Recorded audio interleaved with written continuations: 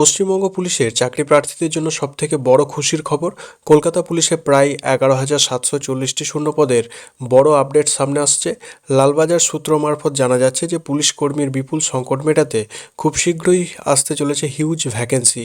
অনেকেই ভাবছেন 2024-এর পুরনো নিয়োগই এখনও পর্যন্ত সম্পূর্ণ হয়নি, তাহলে নতুন ফর্ম কবে আসবে। জানিয়ে রাখি, পুরনো মামলার জট খুব তাড়াতাড়ি আগামী জুন মাসের 8 তারিখ কেটে যাবে এবং কলকাতা পুলিশ কনস্টেবলের এই বড় বিজ্ঞপ্তিটি আপনারা এবছরই আগস্ট মাসের মধ্যেই দেখতে পাবেন।